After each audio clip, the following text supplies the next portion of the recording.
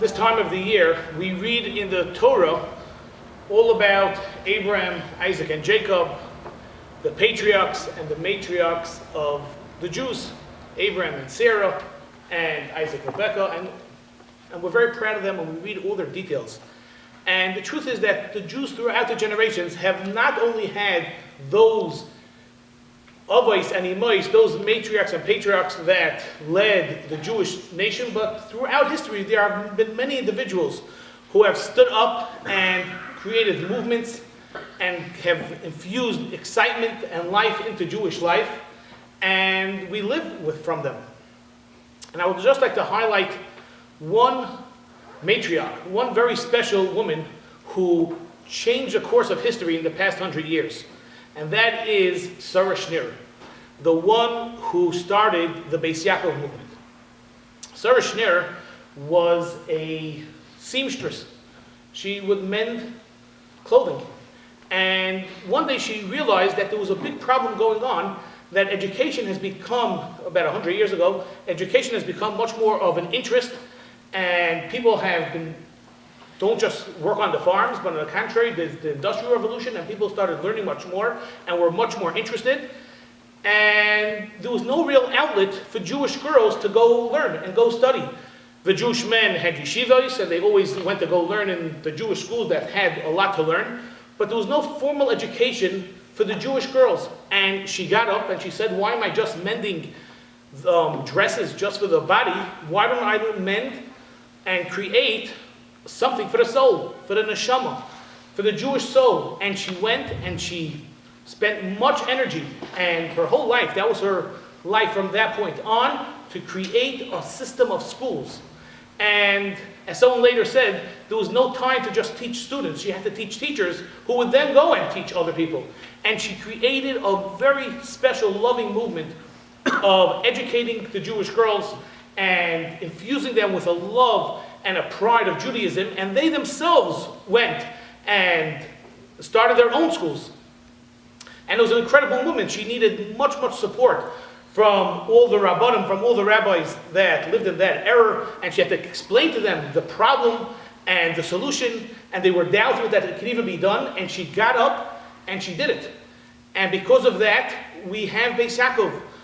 A lot of her movement almost lost a lot of its flame and its excitement, unfortunately, with World War II, but one of her prime students was Rabbi Kaplan, who came here and came to America and again started the Beis Yaakov, and she herself has still alive many, many students who continue the legacy, and with that we have a Beis Yaakov, and here we're very proud in Waterbury to have opened up a Beis Yaakov, not only for the elementary school, but even for the high school, and to create Jewish girls into Jewish women who understand what to do in the current society, in the society as it evolves. And it's a really, really a beautiful, very special thing that she accomplished. There was obviously much opposition. People were a little wary of such a movement. Girls have always just been taught by their mothers and stayed more in the kitchen and indoors. And she showed them the outlet for going out, and it was really, really very special. Towards the end of her life, or even before that, but they mentioned her that, there are no pictures of her. And till today, we don't have so many pictures of her. And she said, they told her, we really want to have a picture of you. We want to be so proud of you. Can we have a picture of you? And she said a line that was so, so, so special. She said, instead of getting a picture of me, carry me in your heart. Carry me wherever you go. And it became her motto so much. Sorry, Rabbi Levine, you ruined it. But Artscroll came out with a book all about Sarah Schneer, and it's called Carry Me in Your Heart. And instead of just having a picture on the wall of Sarah Schneer, instead of just having just a picture, it's there. On the contrary, so many people, there are hundreds, there are thousands of people here in Waterbury. There's literally thousands of dollars that go in, hundreds of thousands of dollars that go in to Beis Yaakov just to make the Jewish girls into Jewish teenage girls with a pride and a infuse of excitement. that she has, and that was her legacy. Carry me in your heart. She was full of simcha, she was full of joy. She would go on trips with them, she would climb mountains with them, and she really, really took them. And besides all the other lessons, it makes someone think about just this line of carry me in your heart. Everyone wants to be remembered. Everybody wants to have a legacy. Everybody wants nitzchias, wants to have an eternal memory, something. Everyone wants to be there. It's part of the need that somebody wants to have children, and someone wants to be left in history, in the very pride of history, not just on a picture on the wall. And it makes us think about, what is our legacy that we have? What is our legacy that we are going to have? How could we tell people, carry me in your heart? How will they carry us in their heart? I know I had a Rabbi, my 12th grade Rabbi, who unfortunately got sick while I was in 12th grade. He was an unbelievable, fabulous Rabbi, Rabbi Chaim Siegel, of blessed memory. He was a great, great, great Rabbi. He was the principal, and he was also a Rabbi, the teacher of 12th grade. And in 12th grade, he got very, very sick, and he died, unfortunately. It was very, very sad for everyone. And it's something that we all remember him in so many different ways. He was so shrewd. He knew how to deal with us so well. He always had the right line, whatever happened. So much so we all want to continue his legacy. We think about him all the time. Whenever I speak about my friends, we all comment on how many children were born that have his name.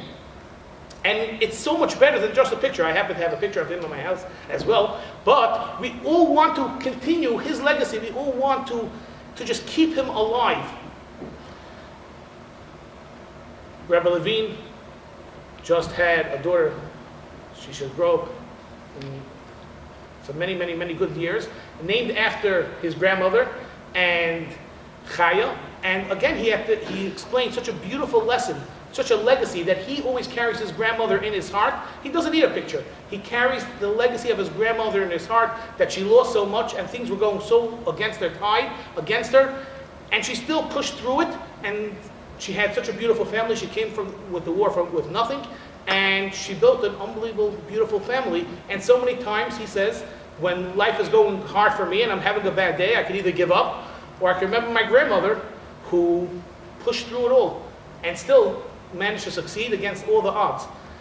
And that's much better than a picture that we could leave for other people. And it's something that we should think about when there's still time to create the legacy.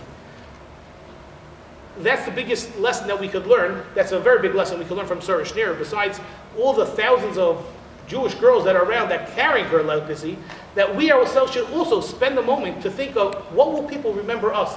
Are we just going to be a picture on the wall, or even if that? Or are we going to have a real legacy that we are going to be remembered? And let's spend the time and do it.